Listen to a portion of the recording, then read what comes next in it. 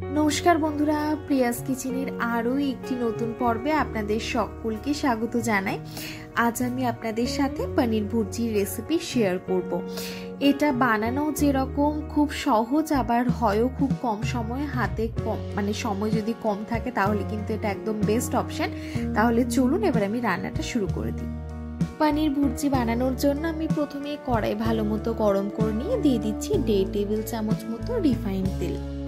ভালো মতো গরম হয়ে গেছে, তাই জন্য ফোড়নে দিয়ে দিলাম একটা তেজপাতা, শুকনো লঙ্কা, এলাচ, লবঙ্গ, দারচিনি আর গোটা জিরে।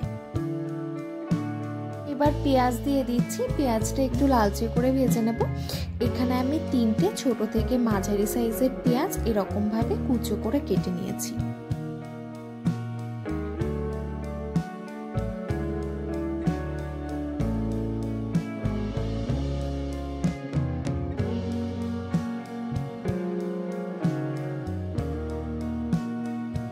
দিয়ে দিচ্ছি আদা রসুনের পেস্ট। এখানে আমি 1 ইঞ্চি মতো আদা আর 15 থেকে 16টা রসুনের কোয়া নিয়ে সেটা পেস্ট করে নিয়েছি। এখন আদা রসুনটা পেঁয়াজের সাথে 2 থেকে 3 মিনিট সময় ধরে ভেজে নেব, যাতে আদা রসুনের আর কোনো কাঁচা গন্ধ না থাকে।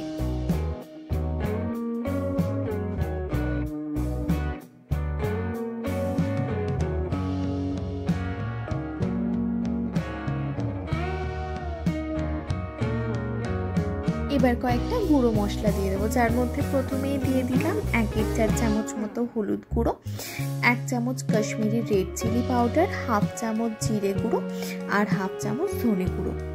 মশলা ভালো মতো নাড়াচাড়া করে মিশিয়ে নিচ্ছি। তারপর দিয়ে দেবো একটা মাঝারি সাইজের টমেটো কুচোনো আর সাথে কিছুটা পরিমাণে কাঁচা লঙ্কা কুচোনো। আপনারা কিন্তু ঝালটা নিজেদের স্বাদ অনুযায়ী বাড়িয়ে বা কমিয়ে দিতে পারেন।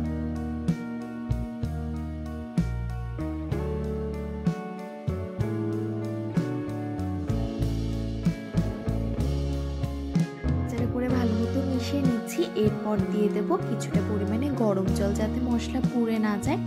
তারপর ঢাকা দিয়ে মশলাটা কষিয়ে নেব একদম লো ফ্লেমে মোটামুটি 10 মিনিটের জন্য।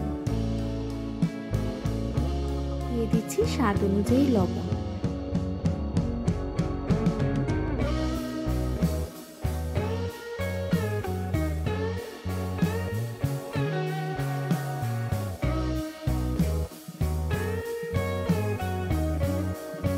তো কষানো হয়ে গেল। এবার দিয়ে দিচ্ছি গ্রেট করে রাখা পনির। আমি এখানে 250 গ্রাম মতো পনির নিয়ে গ্রেট করে নিয়েছি। আপনারা চাইলে টুকরো করে কেটে হাতে দিয়েও দিতে পারেন। সব মশলার সাথে পনির ভালো মতো মিশিয়ে নিচ্ছি।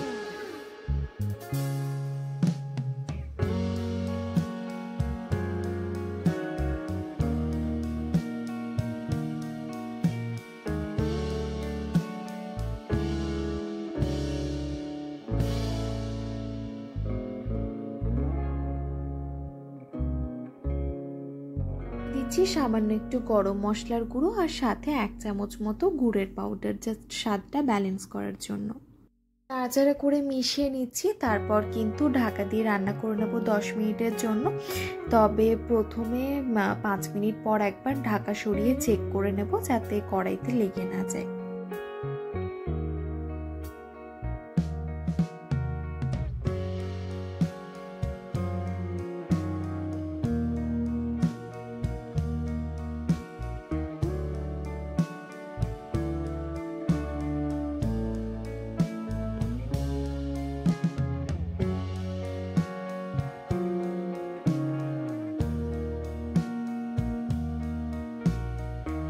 রান্না প্রায় একদম শেষের দিকে। এরপর ওপর থেকে কিছুটা পরিমাণে ধনেপাতা কুচানো ছড়িয়ে দিলেই কিন্তু পনির ভুর্জি সার্ভ করার জন্য একদম রেডি।